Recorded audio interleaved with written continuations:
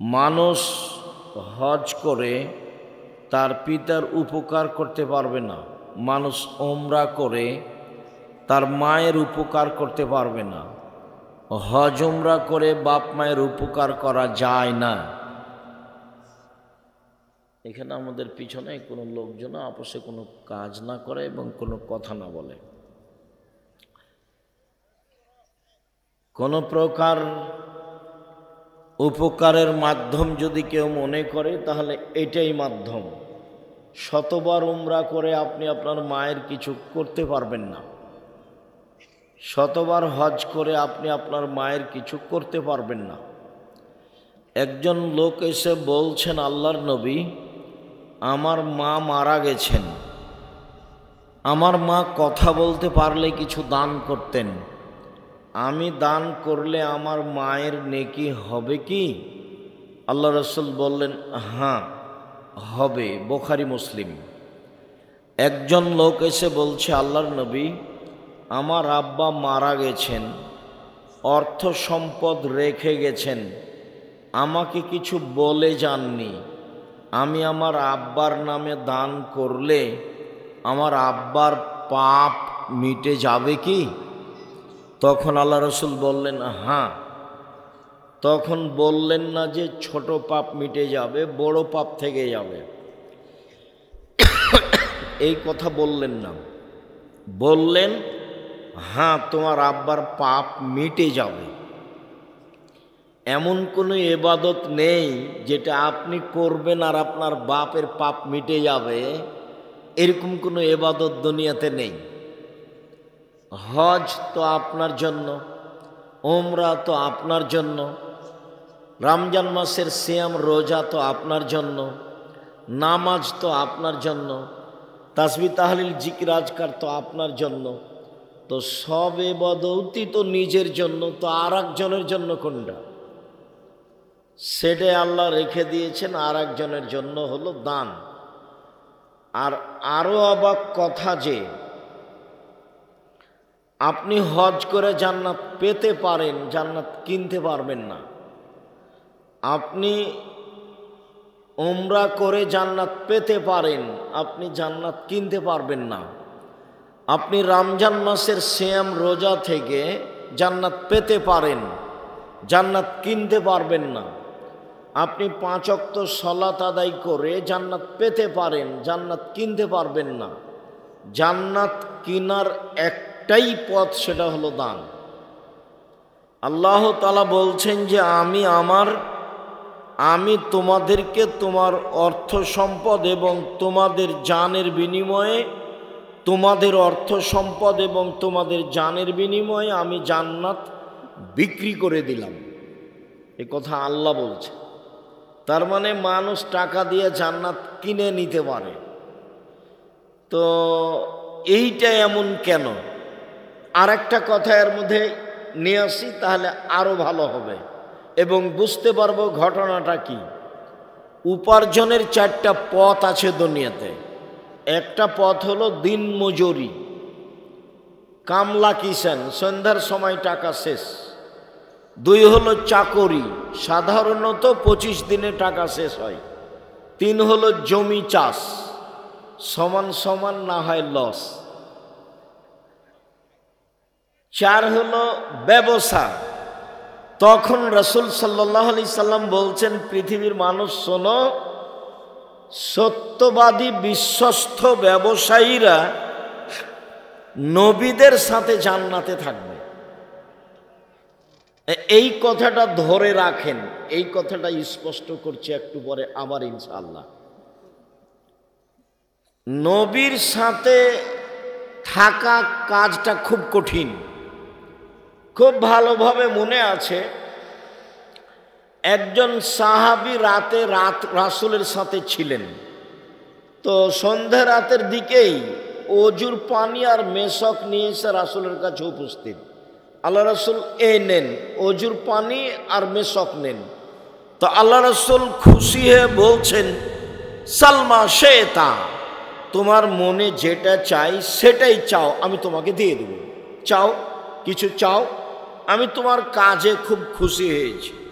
তখন সাহাবী বলছেন, আসআলুকা মুরাফাতাকা ফিল জান্নাত, আমি আপনার সাথে জান্নাতে থাকতে চাই।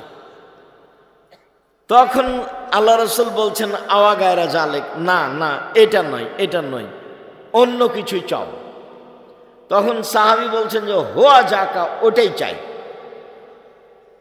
তখন আল্লাহ রাসূল বলছেন যে আইনি আলা নাফসিক বিকাসরাতি সুজুদ, আমি তোমাকে সরাসরি জান্নাতে নিয়ে থাকতে পারবো না, তুমি একটু বেশি সিজদা করে তাহাজ্জুদ পড়ে আমাকে সহযোগিতা করো, যাতে করে আমি তোমাকে নিয়ে থাকতে পারি। তুমি সহযোগিতা করো আমাকে। কে বলছেন এই কথা? পৃথিবীর সবচেয়ে বড় মানুষ, যিনি বিচারের মাঠে যা বলবেন সেটাই হবে। ইনি বলছেন যে তুমি আমাকে সাহায্য করো, আমি যে তোমাকে নিয়ে সাথে জান্নাতে থাকবো, তো তুমি আমাকে সাহায্য করো। কি করে সাহায্য করবা? তাহাজ্জুদ পড়ে। রাতে তাহাজ্জুদ পড়লে আমার সহযোগিতা করা হবে, তখন আমি তোমাকে জান্নাতের নিয়ে সাথে নিয়ে থাকতে পারবো। জান্নাতে রাসূলের সাথে থাকার একটা পথ। আর একটা সহজ পথ বলি, বাচ্চা আপনারা যারা এদিক সেদিক আছেন দয়া করে এখন কাজ বন্ধ করে কিছুক্ষণ আসেন। আমি আপনাদের জন্যই আসি, আজকেও এসেছি। আর আপনাদের সাথে কিছু কথা বলবো, আপনাদের কিছু না কিছু উপকার করবই করব ইনশাআল্লাহ। আমি বুঝতে পারছি আব্দুল যা বক্তব্য শোনার তা তো শুনেছেনই। যেহেতু আব্দুল্লাহর বক্তব্য হয়ে গেছে, তো এখন খালি আমরা যেতে বাকি আছে। ঠিক আছে, যেহেতু আব্দুর রহিমের বক্তব্য হয়ে গেছে, কাজে এখন আমরা আছি, যেটাকে বলা হয় বোনাসে আছে, আসলে নেই।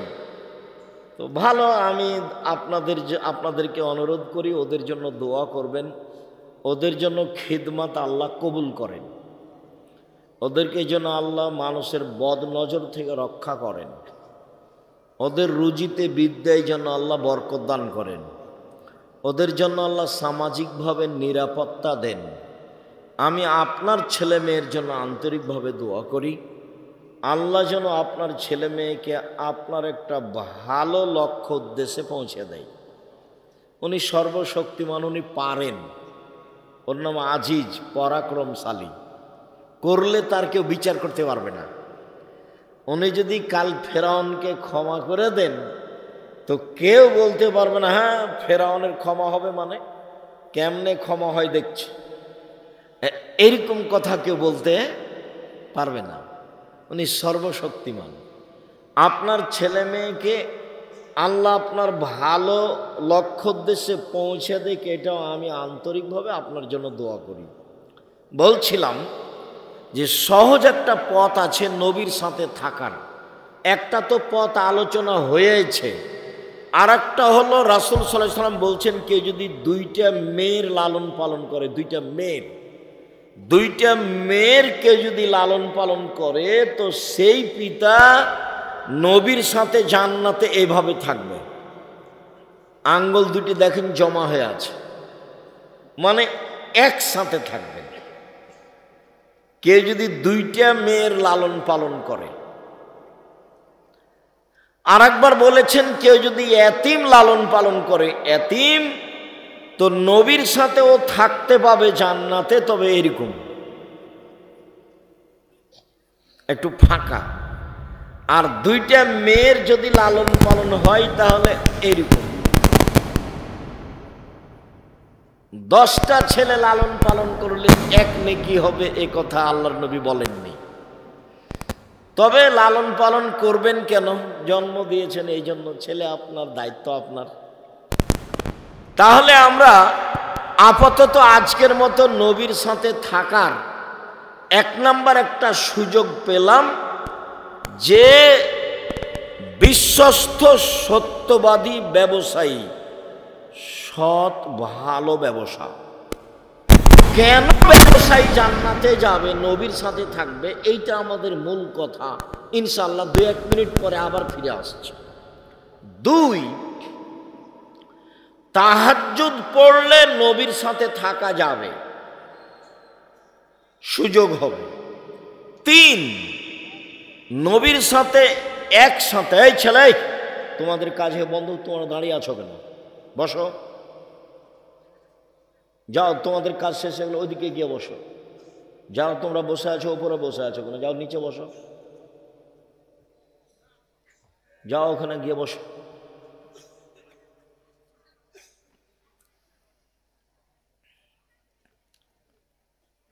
দুইটা মেয়ে লালন পালন করলে জান্নাতে নবীর সাথে এইভাবে থাকা যাবে। তাহলে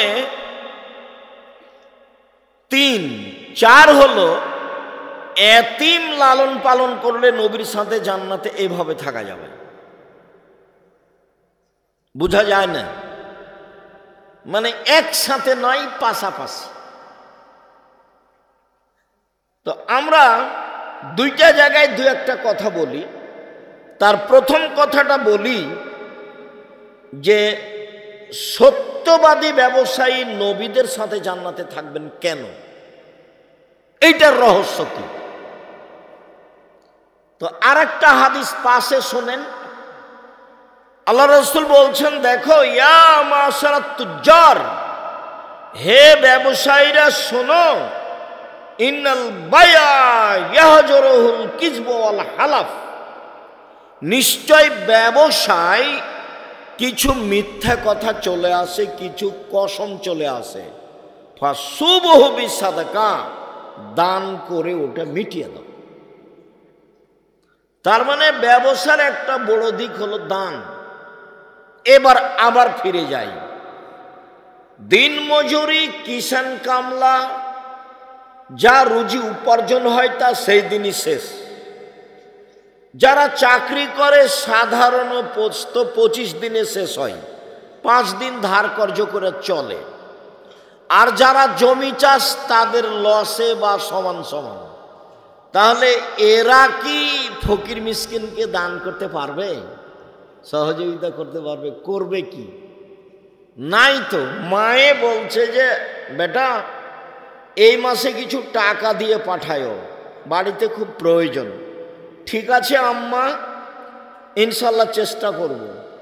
তো এই মাসে এসে জিনিসের দাম বেড়ে গেছে, তো আহাল পরিবার নিয়ে ঢাকায় থাকে, মাসই তো যায়নি, এই মাসে আবার 20 দিনে টাকা শেষ হয়ে গেছে, তো মাকে টাকা কেমনে দিবে? বাপ মাকে টাকা দেওয়ার একটাই পথ, অসহায় মানুষকে সহযোগিতা করার একটাই পথ, সেটা হলো ব্যবসা। ব্যবসা করেই আপনি মানুষের সহযোগিতা করতে পারেন। যার কারণে আমি বলেছি চকলেটের ব্যবসা। আমি চকলেটের ব্যবসা করতে বলিনি, আমি চকলেটের ব্যবসা মানে বলেছি সবচেয়ে কম পয়সার ব্যবসা, যাতে করে লোন নেওয়া না লাগে। লোন নিলে, ঋণ নিলে, ব্যাংকের টাকা উঠালে আপনার জানাজাই হবে না। যাদের লোন থেকে গেছে, মরে গেছে, ওদের যারা জানাজা করেছে তারা ভুল করেছে, ওদের জানাজাই হবে না। শহীদ হয়ে গেলে সব পাপ ক্ষমা হয়, কিন্তু ঋণের টাকা ক্ষমা হয় না। আল্লাহর নবী সালাম ফিরার পূর্বে, প্রত্যেক সালাতে সালাম ফিরার পূর্বে একটা দোয়া পড়তেন, যার নাম দোয়ায়ে মাসুরা। তার শেষ অংশ, তার শেষ অংশের শেষে আছে আল্লাহুম্মা ইন্নী আউযু বিকা মিনাল মা'সি ওয়াল মাগরাম। আল্লাহ তোমার কাছে বাঁচতে চাই বড় পাপ হতে, তোমার কাছে বাঁচতে চাই ঋণ কর্জ হতে, তোমার কাছে বাঁচতে চাই বড় পাপ হতে, তোমার কাছে বাঁচতে চাই ঋণ কর্জ হতে। আল্লাহর নবী দিন রাত এ কথা বলতেন। সেখানে আপনি ব্যাংক থেকে কোটি কোটি টাকা উঠিয়ে ব্যবসা করতে গেলেন কেন? কে এই বুদ্ধি দিল? ভুল হিসাব। বলছিলাম ব্যবসায় একটা পথ, আপনি অসহায় মানুষকে সহযোগিতা করতে পারেন। আর আপনি ব্যবসা করবেন এই জন্য যে আমি অসহায় মানুষের পাশে দাঁড়ানোর জন্য ব্যবসা করছি, সরকারকে উঠাবো আর বসাবো সেই জন্য নয়। আমি ব্যবসা করছি জান্নাত কিনে নেওয়ার জন্য। আমি জান্নাত আসলে পেতে চাচ্ছি না, আমি জান্নাত কিনতে চাচ্ছি, এই জন্য ব্যবসা করব। ব্যবসা করলে আমার জান্নাত কেনার পথ সহজ, বাকি উপার্জনের পথ দিয়ে জান্নাত কিনা সহজ নয়। এই জন্য আল্লাহ রাসূল বললেন যে সত্যবাদী ব্যবসায়ীরা কার সাথে থাকবে? নবীদের সাথে থাকবে। তখন আবার বহু বচন, নবীগণের সাথে থাকবেন, শহীদদের সাথে থাকবেন, সিদ্দিক সত্যবাদীদের সাথে থাকবেন। তিনটা শব্দ একসাথে বলেছেন। এক, সত্যবাদী ব্যবসায়ীরা নবীগণের সাথে থাকবেন। দুই, শহীদদের সাথে থাকবেন। তিন, সত্যবাদীদের সাথে থাকবেন, যারা সিদ্দিক তাদের সাথে থাকবেন। ব্যবসা করলেই আপনি অসহায় মানুষের সহযোগিতা করতে পারবেন। ভারত, বাংলাদেশ, পাকিস্তানে ইসলামকে টিকিয়ে রাখার একটাই মাধ্যম হচ্ছে এই কওমি বেসরকারি মাদ্রাসা, যেখানে ছাত্র শিক্ষকের দুনিয়াবি কোনো লক্ষ্য নেই। আমি নিজে বলছি, আমি আব্দুর রাজ্জাক বিন ইউসুফ, আমি 1976 সালে মাদ্রাসায় পড়তে গেছি। এ আমার পড়ার সূচনা। 88 আগস্টের 20 তারিখ রোজ বুধবার বিকাল 3টে থেকে আমি শিক্ষক। 88 আগস্টের 20 তারিখ রোজ বুধবার বিকাল 3টে থেকে আমি শিক্ষক। ওই থেকে ওই পর্যন্ত কওমি মাদ্রাসায় পড়েছি। তখন আমারও লক্ষ্য ছিল না, আমার বাপ মায়েরও লক্ষ্য ছিল না যে বেশি পয়সা ইনকাম করতে হবে, বড় একটা ডাক্তার বা বড় একটা ইঞ্জিনিয়ার হতে হবে। আর সেই দিন থেকে না আজ অবধি আমার মাথায় কোনোদিন জাগেনি যে এরকম কিছু হয়ে পয়সা ইনকাম করতে হবে। বুঝাতে চাচ্ছি যে বেসরকারি কওমি মাদ্রাসার ছাত্র শিক্ষকেরা একমাত্র আল্লাহকে সন্তুষ্ট করার জন্য, পরকালের আশায় মানুষকে পরকালমুখী করার জন্য শিক্ষা অর্জন করে ও করায়। অতএব এইসব প্রতিষ্ঠানের দান আপনার ওইরূপ কাজ দিবে। পতিতালয়ের মহিলা যদি কুকুরকে পানি পান করিয়ে জান্নাতে যেতে পারে, পতিতালয়ের মহিলা যদি কুকুরকে পানি পান করিয়ে জান্নাতে যেতে পারে, তো আপনি আটমল সালাফিয়া মাদ্রাসায়, যেটা শিরক মুক্ত প্রতিষ্ঠান, যেটা বিদাত মুক্ত প্রতিষ্ঠান, যেটা দল মুক্ত প্রতিষ্ঠান, যেটা সংগঠন মুক্ত প্রতিষ্ঠান, যেটা হিংসা মুক্ত প্রতিষ্ঠান, ভিতরে কেউ একটু কিছু করলে আমার জানা নাই।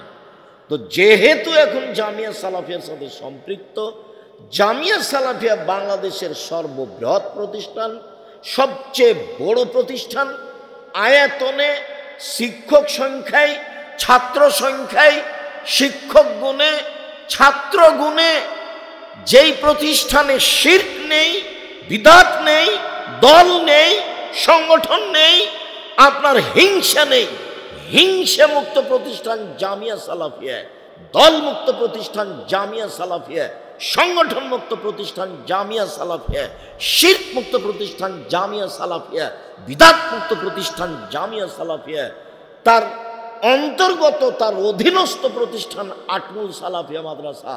যদিও আমি তার সূচনা থেকেই আজও আছি, যেটুকু ত্রুটি দেখেছেন সেটা মানুষের বুঝে ভুল, সেটা ভিন্ন কথা। অতএব আমি মনে করি একমাত্র আল্লাহকে সন্তুষ্ট করার আশায়, জান্নাত পাওয়ার আশায়, জান্নাত কিনার আশায় নির্দ্বিধায় আপনি আটমুল সালাফিয়া মাদ্রাসায় দান করবেন।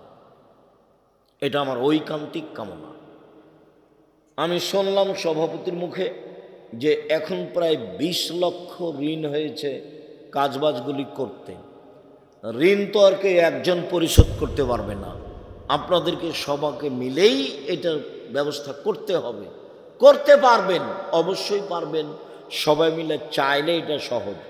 যদিও আব্দুল্লাহ কথা বলাকালীন কিছু আপনারা সহযোগিতা করেছেন, আমি আবারও ছেলেদেরকে বলছি, তোমরা যাও, আমিও আপনাদের সাথে অংশগ্রহণ করছি। যারা মহিলারা আছো তোমরা একটু দেখো, আমার দিনী বোনেরা যারা আছেন আপনারা সবাই দানে অংশগ্রহণ করবেন। বৈঠকি দানে কেউ বিরত থাকবেন না। আমি সবকেই বৈঠকি দানে অংশগ্রহণ করার জন্য অনুরোধ জানাচ্ছি। আর আমি এখানে যারা আছো আমি তাদেরকে বৈঠকি দানে আমিও নিজে অংশগ্রহণ করছি। যারা বৈঠকে আছেন উপরে সবাই অংশগ্রহণ করবেন। নিজের কাছে যদি না থাকে তো আপনি কারো কাছে 50 টাকা, 20 টাকা, 10 টাকা নিয়ে অংশগ্রহণ করবেন। আমি আপনার সাথে গুরুত্বপূর্ণ কথা বলতে যাচ্ছি। গুরুত্বপূর্ণ কথার একটা অংশ রেখেছি যে দুইজন মেয়ে লালন পালন করলে পিতা জান্নাতে এইভাবে থাকবে। এইটার রহস্য কি, এইটুকু বলার পরে আমরা একটা গুরুত্বপূর্ণ অংশ আংশিকভাবে বলবো ইনশাআল্লাহ।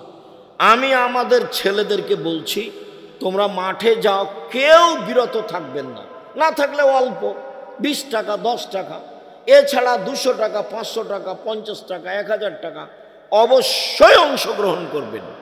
আমাদের মেয়েরা যারা আছো তোমরাও যাও। আমার দিনী বোনেরা যারা আছেন, জাহান্নাম থেকে বাঁচার পথ হচ্ছে দান।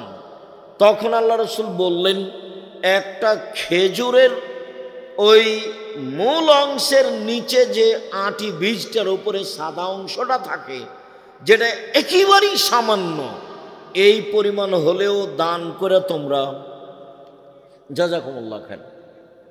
যে এই বৈঠকে সবাই অংশগ্রহণ করবেন। মানে জি, যদি ভুলেও কারোর কাছে পকেটে না থাকে এরকম হয়, তা আশেপাশে কারোর কাছে নিয়ে অংশগ্রহণ করবেন। আর যেটুকু দান করব সেটুকু পূর্ণ হবে, যেটুকু দান করব না সেটুকু ক্ষতি হয়ে যাবে। ও হবেই, আমি বুঝতে পারি আর না পারি, ক্ষতি হবেই। রাসূল সাল্লাল্লাহু আলাইহি সাল্লাম বলেছেন ক্ষতি হবে, অতএব ক্ষতি হবে। এই ছেলে, তোমরা বসো। যারা শুধু আদায়ে যাচ্ছে তারা মাঠে থাকবে, চলাচলে আপনারা একটু বসেন, কেউ কাজ দেখাবেন না। সম্মানিত দিনী ভাই বোন, একটু আমার দিকে লক্ষ্য করেন তো। আল্লাহর নবী বললেন যে দুইটা মেয়েকে লালন পালন করলে পিতা জান্নাতে এভাবে থাকবেন। তো কথা তো অনেক বড়, মানে নবীর সাথে থাকার ব্যাপারে দুইটা মেয়ের লালন পালনের যত সুবিধা, এত সুবিধা ব্যবসাতেও নয়, এত সুবিধা এতিম পালনেও নয়, এত সুবিধা তাহাজ্জুদ পড়লেও নয়। কেন? তাহাজ্জুদ পড়লে একসাথে থাকা যাবে, ব্যবসা করলে একসাথে থাকা যাবে, সত্যবাদী ব্যবসায়ী। আবার এতিম লালন পালন করলে একসাথে থাকা যাবে। তো পাশাপাশি একেবারে জমা লেগে পাশাপাশি এইভাবে থাকার সুযোগ হবে কি? এইভাবে নয়, এইভাবে শুধু মেয়ে লালন পালন করলে। তো কিভাবে মেয়ে লালন পালন করলে এটা হবে, এইটা আমরা 1 মিনিট বলি এখানে, যাতে করে আমাদের কাছে স্পষ্ট হয়ে যায়। 1, আল্লামাহা মেয়েকে বিদ্যা শিখিয়ে দিল। 2, আদ্দাবাহা মেয়েকে শিষ্টাচার শিখিয়ে দিল। 3, আহসানা এলাইহিন্না মেয়ের সাথে ভালো আচরণ করলো। 4, অজাওয়াজাহুন্না তার বিবাহের ব্যবস্থা করে দিল। 4টা গুণ। 1, বিদ্যা শিখিয়ে দিল। 2, শিষ্টাচার শিখিয়ে দিল। 3, ভালো আচরণ করল। 4, বিবাহ শাদীর ব্যবস্থা করে দিল। এই ছেলে, কে মোটরসাইকেল স্টার্ট দিল তোমরা দেখলে না? এখান থেকে মোটরসাইকেলটা স্টার্ট দিয়ে চলে যায় কিভাবে? তোমরা কি করো এখানে? বাহিরে নিয়ে যে মোটর স্টার্ট দিতে হবে, একটা অনুভূতি থাকতে হবে। সম্মানিত দিনী ভাই বোন, আমি আর আপনি ক্ষতিগ্রস্ত হয়েছি এখানে। বিদ্যা শিখিয়ে দিল বটে, কিন্তু শিষ্টাচার শিখাতে পেরেছে কি? নখে নেল পালিশ আছে, এইটা কি শিষ্টাচার হলো? নখটা বড় আছে, এইটা কি শিষ্টাচার হলো? ভুরু তুলে চিকন করা আছে, এইটা কি শিষ্টাচার হলো? দাঁত ছিলে সমান করা আছে, ফাঁকা ফাঁকা করা আছে, এইটা কি শিষ্টাচার হলো? পরচুলা দিয়ে খোপা বড় করা আছে, এইটা কি শিষ্টাচার হলো? শিষ্টাচার তো এটা ইহুদি খ্রিস্টানের। তাহলে পিতা শিষ্টাচার শিখালো কি, যার কারণে রাসূলের সাথে জান্নাতে এভাবে থাকা যাবে? সম্মানিত দিনী ভাই বোন, বলছিলাম আজকের সংক্ষিপ্ত কথা, সুদ। পাপের জগতে মানুষ জাহান্নামে যাবে। এক, শিরক করে যে।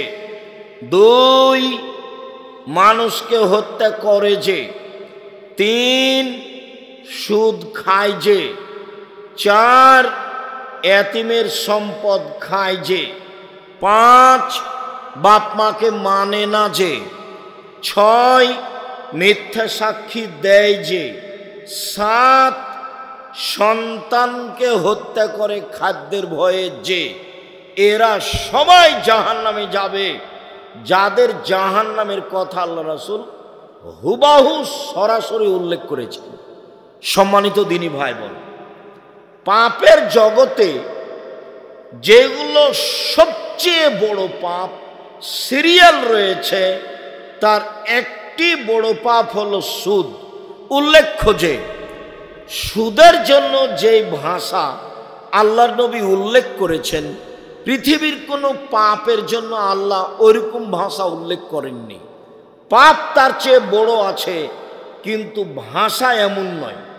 রাসূল সাল্লাল্লাহু আলাইহি সাল্লাম বলছেন, মাই ইয়াকুলু দিরহাম রিবা ওয়া ইয়ালাম আসাদ্দু মিন সিত্তাতি ওয়া সালাসিনা জিনিয়া। কেউ যদি জেনে শুনে 1 টাকা সুদ খায়, 36 বার জেনা করে যত পাপ হবে, 1 টাকা সুদ খেলে তার চেয়ে বেশি পাপ হবে। এই ছেলে এটা বাদাম নিয়ে ভিতরে যাচ্ছে কেন?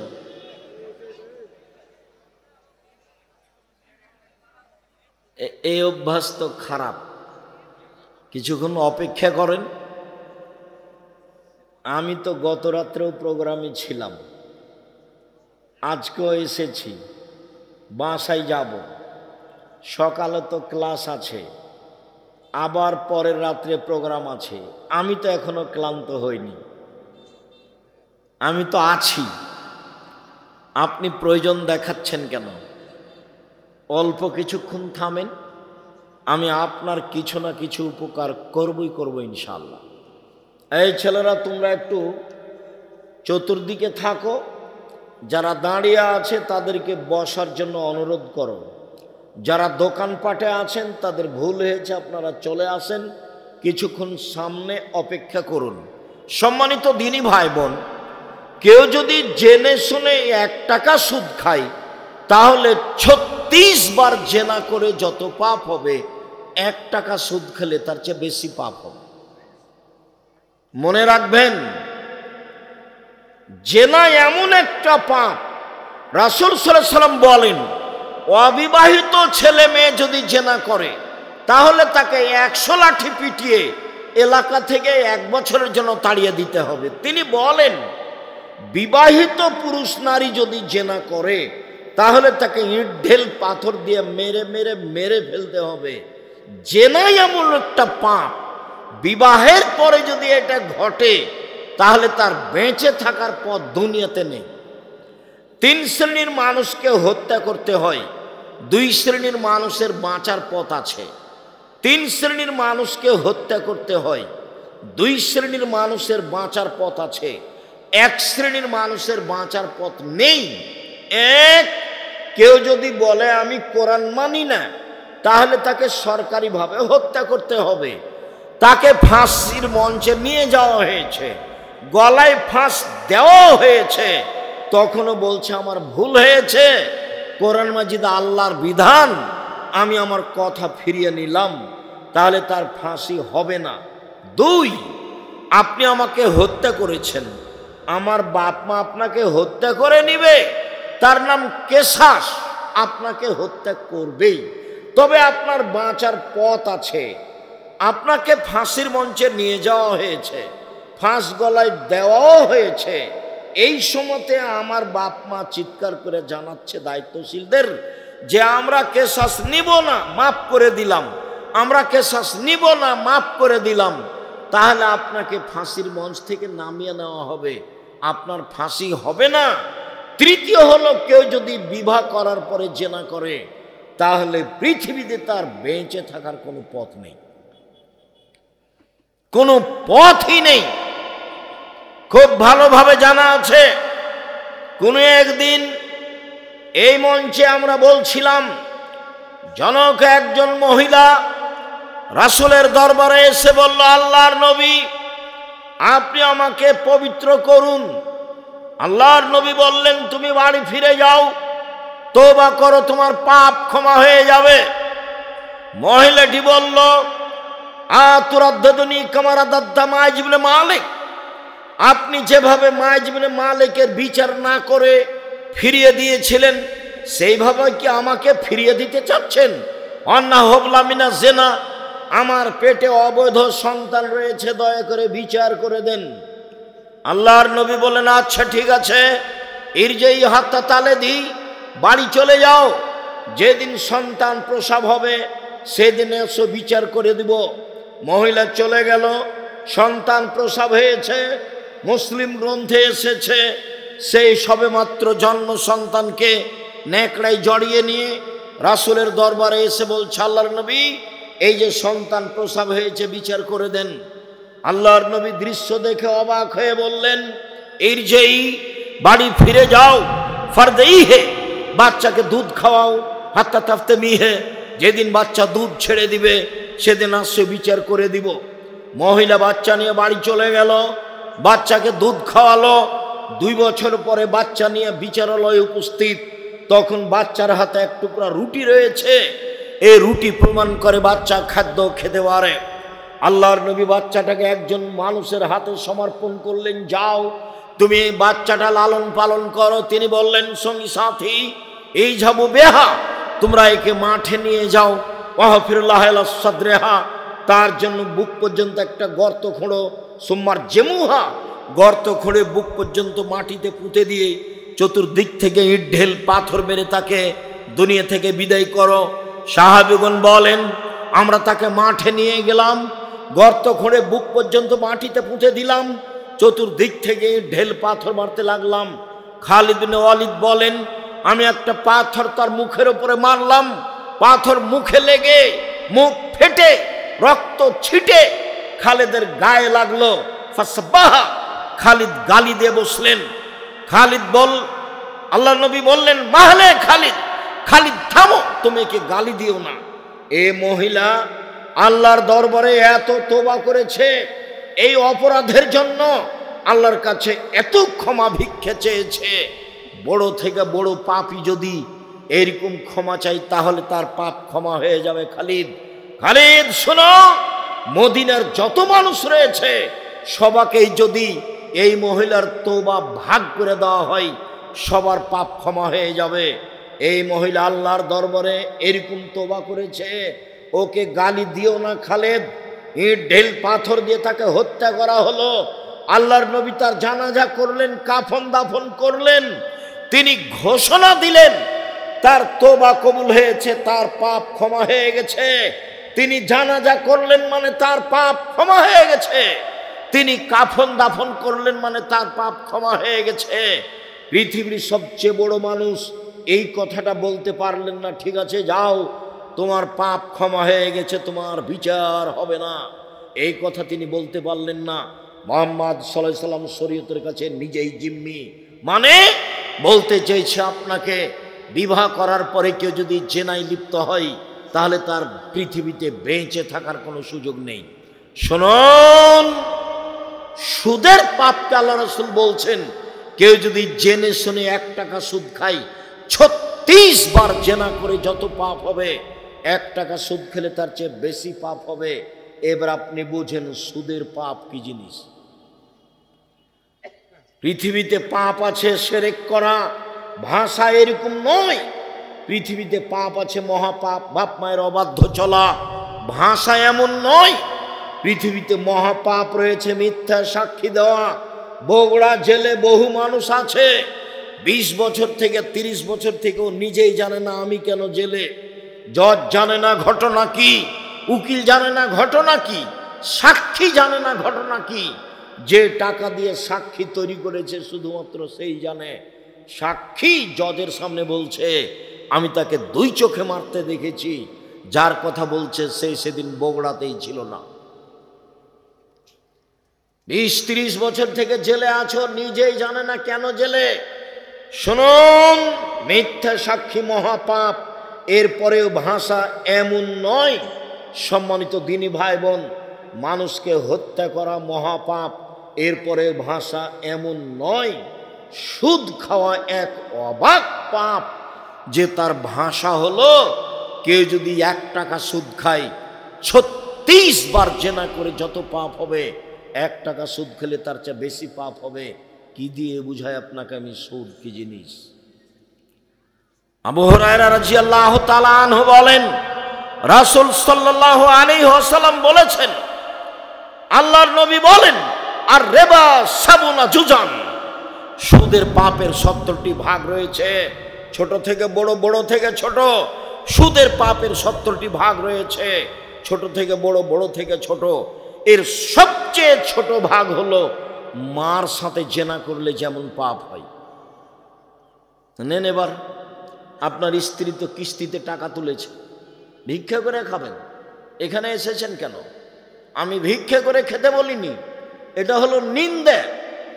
যাদের বাড়ি বগুড়া, রংপুর, লালমনিরহাট, টেনফামারী, কুড়িগ্রাম, পঞ্চগড়, ঠাকুরগাঁ, গাইবান্ধা, জয়পুরহাট, এইসব লোককে আমি মাঝে মধ্যে এই জন্য বলি যে এইসব জেলায় যদি মেয়েরা, বোনেরা ভাইয়ের কাছে জমি চায় তাহলে মাথা খারাপ হয়ে যায়,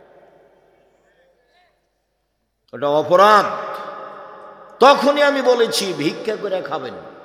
বোনকে জমি দিবেন না মানে? কেন দিবেন না? আপনি জমি পাবেন সকালে আর বনে জমিন পাবে বিকালে, হিসাবে এরকম না একসাথে? এখনো দেননি কেন? দিতে দেরি করেছেন কেন? আবার এইসব ডিস্ট্রিক্টের লোকেরা বেশিরভাগ যৌতুক নেই। ভিক্ষা করে খাবেন, যৌতুক নেবেন কেন? ভিক্ষা করে খাবেন কেন? মানুষের বাড়িতে কাজ করে খাবেন। মানুষের বাড়িতে কাজ করে খাবেন কেন? চকলেটের ব্যবসা করে খাবেন। ব্যবসার পথ তো খোলা আছে, সারা পৃথিবীর মানুষ যেখানে সেখানে ব্যবসা করতে পারে। কলার করবে, চকলেটের করবে, কম থেকে কম পয়সার ব্যবসা করবে, রাস্তাঘাটে জুতা স্যান্ডেল বিক্রি করবে। সে ভিক্ষা করবে কেন? আমি ভিক্ষা করে খেতে বলিনি। আমি আপনাকে দুর্বল ভেবেছি ভিক্ষা করার কথা বলে। আপনি শ্বশুরের কাছে যৌতুক নিলেন কেন? নিবেন কেন? নিবেন কেন? এই ছেলে দেখো, তোমার বাপকে আল্লাহ বলছেন কুকুর শ্রীগাল চেয়ে খারাপ। বুঝেও বুঝে না ওরা, অন্তর আছে বুঝে না, দেখেও দেখে না ওরা, চক্ষু আছে দেখে না, শোনেও শোনে না ওরা, কান আছে শোনে না। উলাইকা কালা আনাম, তারা পশু প্রাণীর মতো, তারা গরু ছাগলের মতো, তারা কুকুর শ্রীগালের মতো। ভালো মাজাল বরং তার চেয়ে খারাপ, কুকুর শ্রীগালের চেয়ে খারাপ। এ কথা আল্লাহ বলছে। কে? এইসব মানুষ যারা বোনকে জমি দেয় না, যারা যৌতুক নেয়, যারা জুলুমবাজ, যারা দলীয় দাপটে মানুষকে মারে, যারা মানুষকে জেল হাজতে দেয়, যারা মানুষকে অপমান করে, যারা ক্ষমতা দেখায়, সমাজে যারা দাপট দেখায়, এরা হচ্ছে এই কুকুর শ্রীগালের চেয়ে খারাপ, এই পশু প্রাণীর চেয়ে খারাপ। আমি এই ভাষা বলিনি, আমি বলেছি ইতর শ্রেণীর মানুষ সমাজের দায়িত্ব পালন করবে, ইতর শ্রেণীর মানুষ। আমি এই ভাষা বলেছি। আর হাদিসের ভাষা হলো লোকা ইবনে লোকা, অধমের সন্তান অধম। আর বগুড়া জয়পুরহাটে এই ভাষা হলো যেদিন সমাজের দায়িত্ব পালন করবে বেন্যার বাচ্চা বেন্যা। আর চাঁপাইনবাবগঞ্জ রাজশাহীতে এই ভাষা হলো যেদিন সমাজের দায়িত্ব পালন করবে ছোট লোকের বাচ্চা ছোট লোক। আর যদি ঢাকায় যান তাহলে সে ভাষা আমি নকল করতে পারি না। সারা দেশের যেই পল্লী অঞ্চলে গিয়ে সবচেয়ে নিম্ন ভাষা যেটা ব্যবহার করে সেই ভাষা আল্লাহ রসুল ব্যবহার করেছেন, সেটা হলো লোকা ইবনে লোকা, যার বাংলা হচ্ছে অধমের সন্তান অধম, ইতর শ্রেণীর মানুষ, ইতরের সন্তান ইতর। যেদিন সমাজের দায়িত্ব পালন করবে সেদিন কিয়ামত হবে, সেদিন মানুষ মানুষের প্রতি জুলুম করবে, অত্যাচার করবে, রাহাজানি করবে, অন্যায় করবে, অবিচার করবে, সমাজকে কলুষিত করবে। সম্মানিত দিনী ভাই বোন, বলছিলাম চলেন এবার মূল কথাই ফিরে যায়। মহান আল্লাহ বলেন, পৃথিবীর মানুষ শুনে রেখো, ইয়ামহাকাল্লাহুর রিবা ইউরবিস সাদাকাত, সুদ মানুষের টাকাকে কমিয়ে দেয়, দান মানুষের টাকাকে বেশি করে দেয়। সুদ মানুষের টাকাকে কমিয়ে দেয়, এভাবে আল্লাহ বলেন। আর আল্লাহর নবী বলেন, ইন্নার রিবা ওয়াইন কাসরা ফাইন্না আকিবাতুহু তাসিরু ইলা কাল্লিন, যদিও সুদ বাহ্যিকভাবে টাকা বেশি মনে হচ্ছে, এর পরিণতি হলো নিঃস্ব। শুনুন, আল্লাহ বলছেন সুদ খেলে টাকা কমে যাবে, নবী বলছেন সুদ খেলেও নিঃস্ব হবে। আমি বলছি দুইটার সমন্বয়ে, সুদ খেলে তাকে ভিক্ষা করে খেতে হবে, বাড়ি গাড়িও থাকবে না। দেখবেন আপনাদের গ্রাম থেকে কত যারা কিস্তিতে টাকা উঠাতো, তাদের বাড়িও নেই। সুদ খেলে টাকা কমবে কিভাবে? সুদ খেলে কিছু লোকের কাছে টাকা চলে যাবে, বাকি লোক নিঃস্ব হয়ে যাবে। পৃথিবীতে যখন সুদ চালু হবে, পৃথিবীর কয়েকটা বড় দেশে টাকা চলে যাবে, বাকি দেশগুলি দেউলিয়া হয়ে যাবে। কেন হবে? যেই ভাষাটা আমি বলছি সেটা আমি শুনেছিলাম আব্দুল্লাহর বক্তব্যে, এর আগে আমি ওইভাবে জিনিসটা স্পষ্ট হতে পারিনি। শুনুন, আপনাকে আমি দেখাচ্ছি কেন মানুষ নিঃস্ব হবে, হওয়ার কারণ কি, কেন মানুষের টাকা কমে যাবে, কেন আল্লাহ এভাবে বললেন, কেন নবী এভাবে বললেন। শোনেন, মুদ্রার জন্ম হয়েছে বিনিময়ে ব্যবহার হওয়ার জন্য। বিনিময়ে, টাকার জন্ম বিনিময়ে ব্যবহারের জন্য। বিনিময় কি? আমি একটা বোতল নিয়েছি পানির, 10 টাকা দিয়েছি বিনিময়ে, এই যে তার জন্ম হয়েছে বিনিময়ে ব্যবহারের জন্য। আমি 10 কেজি চাউল কিনেছি, বিনিময়ে ডলার দিয়েছি, এই যে ডলারের জন্ম হয়েছে বিনিময়ে ব্যবহারের জন্য। আমি 1 কাপ চা নিয়েছি, আমি বিনিময়ে দিয়েছি রিয়াল টাকা, এই যে মুদ্রা বিনিময়ে ব্যবহারের জন্য জন্ম হয়েছে। যখন বিনিময়ে ব্যবহার না করে টাকা দিয়ে টাকা নিবে, তখন টাকার উপরে জুলুম করা হবে। ডলার দিয়ে ডলার বেশি নিবে, তখন তার উপরে জুলুম করা হবে। যখন তার উপরে জুলুম করা হবে, তখন সে আর মানুষের কাছে থাকতে পারবে না, অপমান হয়ে চলে যাবে। আমার বাম দিকে যিনি বসে আছেন, তাকে সম্মানী মানুষ মনে করে এখানে বসানো হয়েছে। এখন নিয়ে এসে যদি সামনে মাটির নিচে বসানো হয়, তাহলে তো উনি মনে করবেন যে আমাকে অপমান করা হলো, তাহলে তো উনি তাড়াহুড়া করে এখান থেকে যাওয়ার চেষ্টা করবেন। কেন? উনি বুঝবেন যে আমাকে সম্মান করা হয়নি। আপনাকে যদি নিয়ে এসে অন্য জায়গাতে বসানো হয় যেখানে দুর্গন্ধ, তখন আপনি মনে করবেন যে আমাকে অপমান করা হয়েছে, তখন কি আপনি থাকতে পারবেন? তখন আপনি চলে যাবেন। টাকা যখন বুঝতে পারবে যে আমাকে অপমান করা হচ্ছে, তখন টাকা সেখানে থাকবে না। সুদ মানে তাকে অপমান করা হয়েছে, যেই জন্য টাকার জন্ম, সেইভাবে তাকে রাখা হয়নি। এই জন্য মানুষ নিঃস্ব হবে, এই জন্য মানুষ ভিক্ষুক হবে, এই জন্য মানুষের সুদ খেলে টাকা কমে যাবে। তাকে একদিন না একদিন ভিক্ষুক হতেই হবে, আজ হোক আর কাল হোক। বিনিময় তো জাহান্নাম আছেই। রাসূল সাল্লাল্লাহু আলাইহি ওয়াসাল্লাম বলেন, লানা রাসূলুল্লাহ সাল্লাল্লাহু আলাইহি সাল্লাম আকাল রিবা মুকালাহু, যে সুদ খায় তার উপরে অভিশাপ, যে সুদ দেয় তার উপরে অভিশাপ, যে সুদের সাক্ষী থাকে তার উপরে অভিশাপ, যে সুদের অঙ্ক কষে তার উপরে অভিশাপ। এরপরে বললেন আল্লাহ নবী, যে পরচুলা ব্যবহার করে তার উপরে অভিশাপ। যে গায়ে উল্কি করে তার উপরে অভিশাপ, যে আপনার ভুরু তুলে চিকন করে তার উপরে অভিশাপ, যে আপনার দাঁত ছিলে চিকন করে তার উপরে অভিশাপ, যে জুতা স্যান্ডেল উঁচু পায়ে দিয়ে নিচেকে লম্বা মেয়ে দেখায় তার উপরে অভিশাপ, যে ব্রেসিয়ার ব্যবহার করে নিজেকে কম বয়সের দেখায় তার উপরে অভিশাপ। সিরিয়াল রাসূল সাল্লাল্লাহু আলাইহি সাল্লাম এইভাবে অভিশাপ করতে লাগলেন। তিনি বললেন, লানাল্লাহুল মুতাশাব্বিহিনা মিনার রিজালি বিন নিসায়ে, ওই সব পুরুষের উপরে অভিশাপ যারা মহিলাদের পোশাক পরে, মহিলাদের বেশ ধারণ করে, ওই সব নারীর উপরে পুরুষের বেশ ধারণ করে, পুরুষের জুতা স্যান্ডেল পরে, পুরুষের শার্ট প্যান্ট পরে, পুরুষের কাপড় পরে, ওদের উপরে অভিশাপ। সম্মানিত দিনী ভাই বোন, রাসূল সাল্লাল্লাহু আলাইহি ওয়াসাল্লাম বললেন বেলাল রাদিয়াল্লাহু তাআলা আনহুকে, বেলাল তুমি যে খাইবার থেকে এসেছো বার্নি খেজুর নিয়ে, তো এই খাইবারের কি সবই খেজুর এরকম? তখন বেলাল রাদিয়াল্লাহু তাআলা আনহু বললেন, জি না, আল্লাহর নবী, খাইবারের সব খেজুর এইরূপ নয়। ইন্দানা তামারুন রাদিউন, আমাদের কাছে ছিল কীট খেজুর, সাধারণ দুর্বল কম দামের খেজুর। বেনা সায় নেবে সাইন, 2 সা দিয়ে 1 সা কিনেছি, দুর্বল খেজুর 2 সা দিয়েছি, 5 কেজি দিয়েছি, আর 2.5 কেজি নিয়েছি ভালোটা। তখন আল্লাহ রসুল বলছেন, ওহ আইনুর রেবা, ওহ এটাই তো প্রকৃত সুদ, ওহ আইনুর রেবা, এটাই তো প্রকৃত সুদ। যেটাই হুবাহু বেশি আসে সেটাই প্রকৃত সুদ। সম্মানিত দিনী ভাই বোন, সুদ মহাপাপ।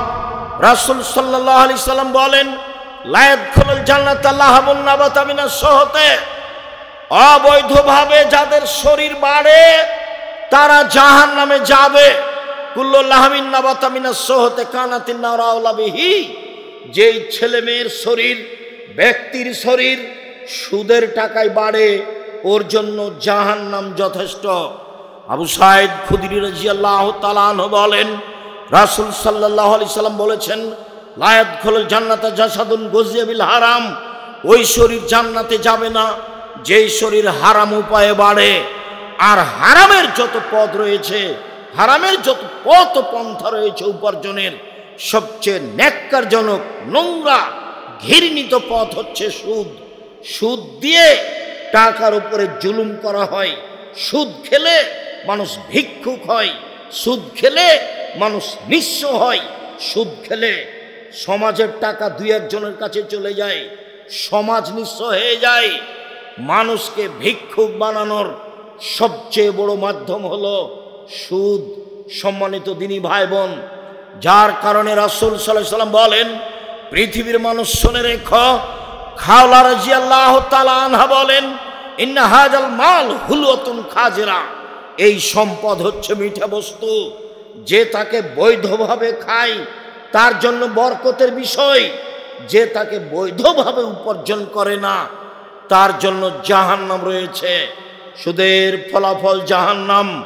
আল্লাহর নবী বললেন, পৃথিবীর মানুষ শোনো, তোমরা নিঃস্ব গরিব হয়ে যাওয়া এই ভয় আমি করি না, আমি মুহাম্মদ সাল্লাল্লাহু আলাইহি সাল্লাম ভয় করি। তোমরা পয়সা উপার্জনের প্রতিযোগিতায় নেমে যাওয়া, যেমনভাবে পূর্বের লোক নেমেছিল, চিন্তা ভাবনা ছাড়াই অপ্রয়োজনীয়ভাবে অবৈধভাবে পয়সা উপার্জন করবে, তোমাদেরকে পয়সা ধ্বংস করে দিবে, যেমনভাবে পূর্বের মানুষকে ধ্বংস করেছে। একবার আল্লাহ রাসূল বলছেন, বসে তাত আলাইকুমুদ দুনিয়া কামা বসে তাতমান কানা কাবলাকুম, পৃথিবী তোমাদেরকে এইভাবে তুলে ধরা হবে। দেখো টাকার টাকা, কত কলা কৌশল, কত নিয়ম, কত ইন্স্যুরেন্স, কত পথ পন্থা টাকা উপার্জনের। তোমরা এসব টাকা উপার্জনে নেমে যাবা, তখন এই টাকা এই দুনিয়া তোমাদেরকে ধ্বংস করে দিবে, এ আশঙ্কা এ ভয় আমি করি। সম্মানিত দিনী ভাই বোন, সাবধান থাকবেন। রাসূল সাল্লাল্লাহু আলাইহি সাল্লাম বলেছেন, অবৈধ পয়সা আল্লাহ কবুল করেন না। কেউ যদি অবৈধ পয়সা আল্লাহর পথে দেয়, তারপরে যদি হাত তুলে দোয়া করে, কান্নাকাটি করে, তার ইবাদত কবুল হবে না। এই জন্য যার তার খাদ্য অবৈধ আছে, তার পোশাক অবৈধ আছে, তার পানি অবৈধ আছে, তার জীবিকা নির্বাহ অবৈধ মর্মে আমি সকল দিনী ভাই বোনকে সুদের মতো হারাম পথ পন্থা থেকে বেঁচে থাকার জন্য আন্তরিকভাবে অনুরোধ জানাচ্ছি। দিন রাত বলে আসছি, 4টা কাজ করবেন। 1, 5 ওয়াক্ত সালাত, 2, হালাল রুজি, 3, কোরআন তেলাওয়াত, 4, আড্ডা পিটা চিরদিনের জন্য হারাম। দোকানে বসে আড্ডা পিটবেন না, মোবাইল নিয়ে আড্ডা পিটবেন না। সকল দিনী ভাই বোনকে আমরা সন্ধ্যা থেকে এখন পর্যন্ত যেসব আলোচনা করে আসলাম সেইগুলি অনুযায়ী চলার জন্য আন্তরিকভাবে অনুরোধ জানিয়ে আজকের যে আলোচনা সেটা আপনি পাবেন উপদেশ বইয়ে আছে। আর আমি হাতে কলমে শিখিয়ে দেওয়ার জন্য নামাজ শিক্ষা বইটা লিখেছি। আর আল ইতেসাম পত্রিকা একটা ফ্রি পাওয়া যাবে, একটা কিনলে আমি নিজে কিনেছি ফ্রি দেওয়ার জন্য। আর এই ফতোয়া সিরিজ বইয়ে 1000 ফতোয়া আছে, যেটা মুফতিদের মাধ্যমে আমি নিজে বৈঠক থেকে সংশোধন করে এই বই বের করা হয়েছে। ফতোয়া সিরিজ, ফিকুল হাদিস ফতোয়া সিরিজ, 1000 প্রশ্নের উত্তর আছে। অতীব গুরুত্বপূর্ণ বই। সকল দিনী ভাই বোনকে আমরা অনুরোধ জানাচ্ছি, অবশ্যই কথা মেনে চলার চেষ্টা করবেন এবং বইগুলি সংগ্রহ করবেন। কয়েকটি জিজ্ঞাসা। আমার এক বোন 3000 টাকা দিয়েছেন, আল্লাহুম্মা সাল্লি আলাইহি আল্লাহুম্মা বারিক আলাইহি। আমার দিনী বোন ভাইয়েরা যারা আছেন অবশ্যই আপনার এই আটমল সালেফে মাদ্রাসায় নিজের প্রতিষ্ঠান মনে করে দানের হাত প্রশস্ত রাখবেন। সকল দিনী ভাই বোনকে আমি সম্ভবপর দান করার অনুরোধ জানিয়ে কয়েকটা জিজ্ঞাসার উত্তরে চলে গেলাম। বই হয়তোবা আমার হাতের ডান দিকে আছে বা কোথায় আছে দেখেন। সব বইগুলি সম্ভবপর নিয়ে যাবেন। আরও এক ভাই 1000 টাকা দিয়েছেন, আল্লাহুম্মা সাল্লি আলাইহি আল্লাহুম্মা বারিক আলাইহি। আল্লাহ, যে যা দান করছে তুমি তা কবুল করো। আমি আপনাদের জন্য আন্তরিকভাবে দোয়া করি, আল্লাহ যেন আপনাদের দান কবুল করেন। আল্লাহুম্মা সাল্লি আলাইহি আল্লাহুম্মা বারিক আলাইহি। সত্য অবিরণ স্বামী সরকারি চাকুরিজীবী ছিলেন। স্বামী মারা যাওয়ার পর সরকার যে টাকা দেয় সেই টাকা খাওয়া হালাল না হারাম তা নিতে পারেন, তবে যা বাড়ছে তা আপনি ফকির মিসকিনকে দিয়ে দিবেন।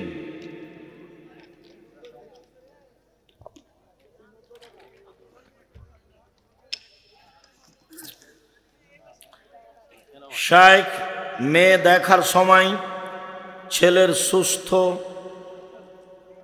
ছেলের সঙ্গে কে কে যেতে পারবে? তার বোন, তার মা যেতে পারে, ভাই পিতা নয়। হুজুর, আমি প্রায় সব সময় অসুস্থ থাকি, আমার জন্য একটু দোয়া করবেন। আল্লাহুম্মা সাল্লি আলাইহি বারিক আলাইহি আজহিবিল বাস রব্বান নাস আসফান্তা সাফিলা সেফাইল্লা সেফাউসেফুলাইদুর সাকামান। শায়েখ, আমার স্ত্রী অসুস্থ, আপনার কাছে দোয়া চেয়েছে, আন্তরিকভাবে দোয়া করি। আজহিবিল বাস রব্বান নাস। বিদেশ থেকে এক ভাই 10,000 টাকা দিয়েছেন। আল্লাহুম্মা সাল্লি আলাইহি আল্লাহুম্মা বারিক আলাইহি। আল্লাহ, তুমি তাকে হেফাজতে রাখো, তার অর্থ সম্পদে বরকত নিরাপত্তা দান করো। আপনি যে স্টেজে বসে আছেন সেই স্টেজের জিনিসপত্র 3টি দুর্গা পূজায় ব্যবহার করা হয়েছে। ওর টাকা হারাম, ওইগুলোর জিনিসটা হারাম নয়, বুঝনি? এই মাইক ব্যবস্থাপনা হারাম নয়, ওখানে যে টাকা উপার্জন হয়েছে ওটা হারাম। ছুরি দিয়ে জবে করা যায়, তো কেউ গরু জবে না করে মানুষ হত্যা করেছে, তো ছুরি অপরাধী না যে জবে করেছে সে অপরাধী? মৃত ব্যক্তির ছবি মোবাইলে রেখে পরে সেই ছবি বা ভিডিও দেখা যাবে? যাবে না। কিছু ওয়াক্তের নামাজ উচ্চ স্বরে এবং কিছু ওয়াক্তের নামাজ চুপে করে পড়ি কেন? নবী বলেছেন এই জন্য। কোন কোন কাজ করলে রোজা নষ্ট হয় না? তোমার জিজ্ঞাসা ভালো নয়। ফেতরার পরিমাণ কত? 2.5 কেজি। রমজানে তারাবির নামাজ কত রাকাত? 8 রাকাত। আইনে রাসূল সাল্লাল্লাহু আলাইহি সাল্লাম বইয়ে ফরজ সালাত পর প্রায় 16-17টি দোয়া আছে। ফরজ সালাতের পর কেন? আচ্ছা ঠিক আছে, সালাম ফির পরে 16-17টি দোয়া আছে, কিন্তু সুন্নাত বা নফল নামাজ পর কোনো দোয়া লেখা নেই। এগুলো দোয়াই পড়বে, একই দোয়া সালাম ফিরে। কানে যায়া জালসা করা টাকা চাওয়া যাবে কি? টাকা যে কোনো মানুষ দিতে পারে, হিন্দু, মুসলমান, বৌদ্ধ, খ্রিস্টান সবাই। আমার ছেলের বয়স থেকেও অনেক ছোট,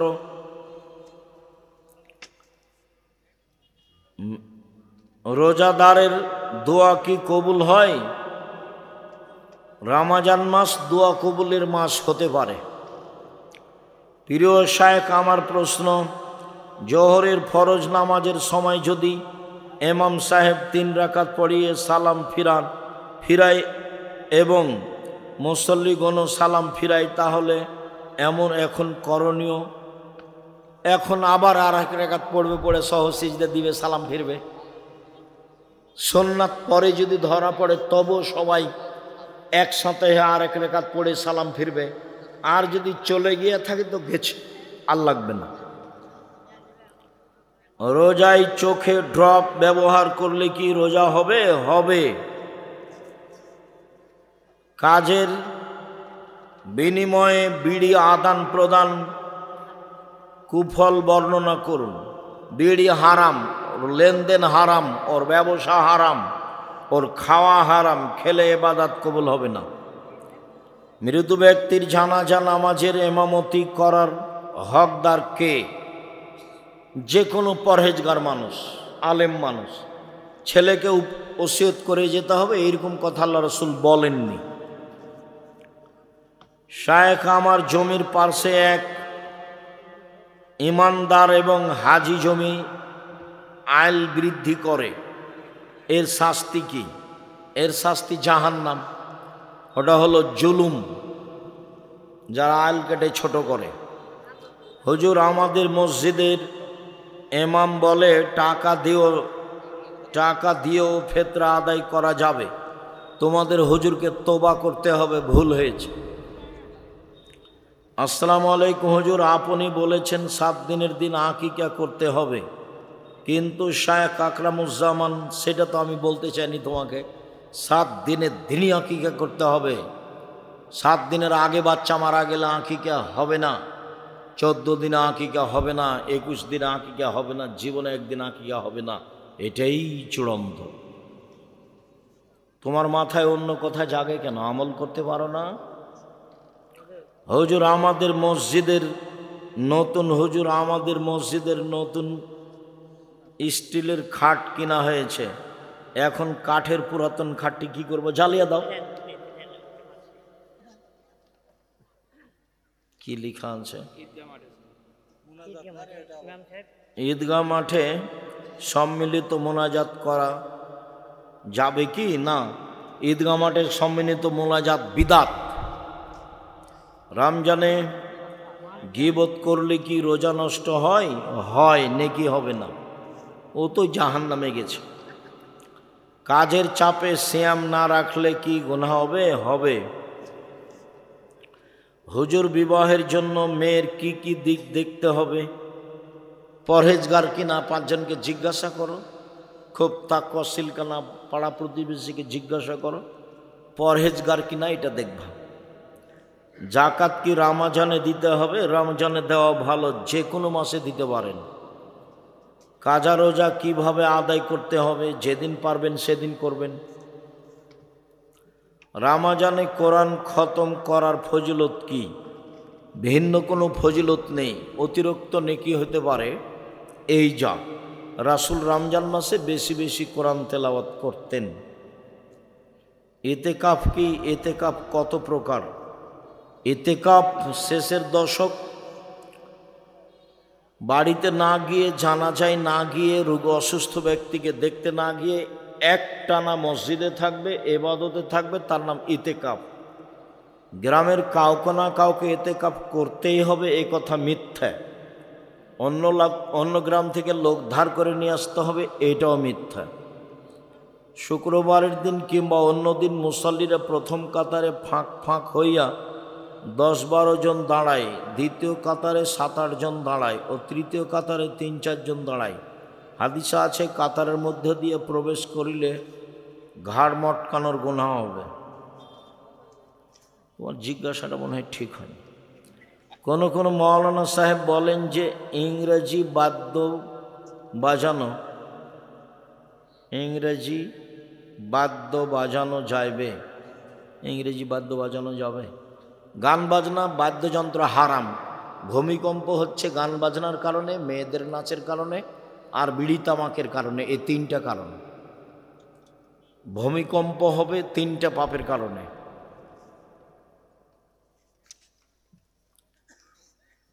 মৃত ব্যক্তির কবরের উপরে 3 দিন পর শত শত কাক এসে চলে যায়। এর কারণ কি? এর কোনো কারণ মানুষ জানে না।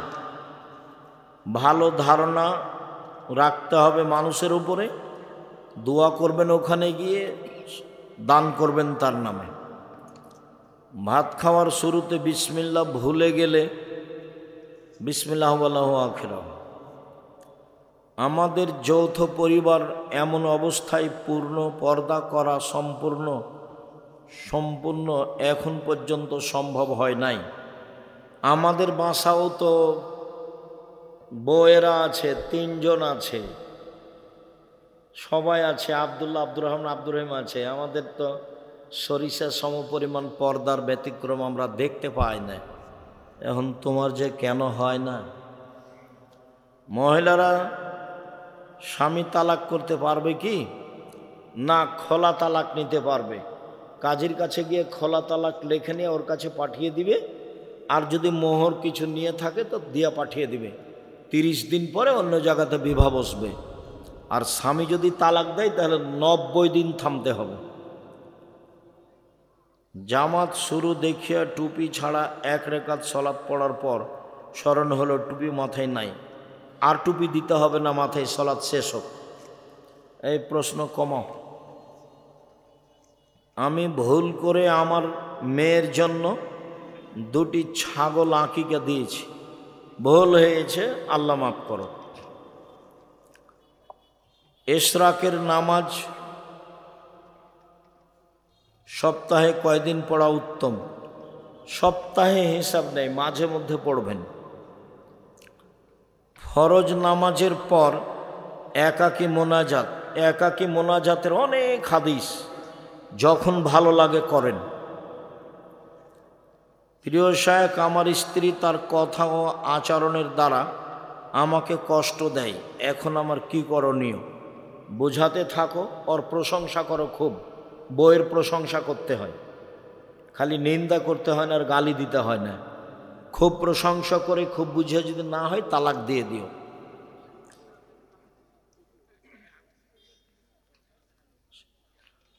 হুজুর আব্দুর রহমান আসেনি কেন? আব্দুর রহমানেরও নাম আছে? ওকে আজকে একটু অসুস্থ ভাব দেখলাম। আচ্ছা আচ্ছা। আসসালামু আলাইকুম প্রিয় শায়েখ, আমি আপনার সাথে দিনের দাওয়াত দিতে চাই। ইসলামের জন্য আপনার সাথে থেকে কাজ করতে চাই। যাও জামিয়া সালাফিয়া, দেখো অনেক ছেলেরা আছে, তোমার এদের সাথে কোনো কাজ হয় কি না। আবদুল্লাহর তো মক্তব চালু আছে, একবারে টেকনাফ থেকে তেঁতুলিয়া পর্যন্ত, এখন পর্যন্ত 650 মক্তব চলে। থাকা ফ্রি, খাওয়া ফ্রি, যাওয়া ফ্রি, আসা ফ্রি, বই ফ্রি। কখন যেতে হবে ওদের সাথে যোগাযোগ রাখো, যে প্রশিক্ষণ নাও, থাকো, খাও। মুআল্লিম আমাকে বললেন মদিনায় তোমাকে কমপক্ষে 8 দিন থাকতে হইবে এবং 40 ওয়াক্ত নামাজ পড়তে হইবে। মুআল্লিম অপরাধ করেছে, মুআল্লিমকে আল্লাহর কাছে ক্ষমা চাইতে হবে। আপনার ভুল হয়েছে, মন চাইলে মদিনায় যাবেন, না চাইলে যাবেন না। মদিনায় হজের কিছু নেই। আল্লাহ তুমি আমাদের কবুল করো, যারা মারা গেছে তাদের ক্ষমা করো।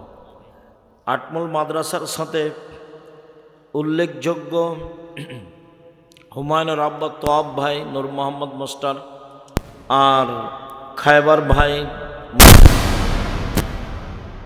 জড়িত ছিলেন। আমি অনেকের নাম জানি না, মারা গেছে। আল্লাহ তুমি তোমার দরবারে অন্তর থেকে তাদের দরবারে ক্ষমা চাচ্ছি, তাদের জন্য ক্ষমা চাচ্ছি। তুমি তাদেরকে ক্ষমা করো, তাদের কবরের শাস্তি মাফ করো, তুমি তাদের কবরকে প্রশস্ত করো।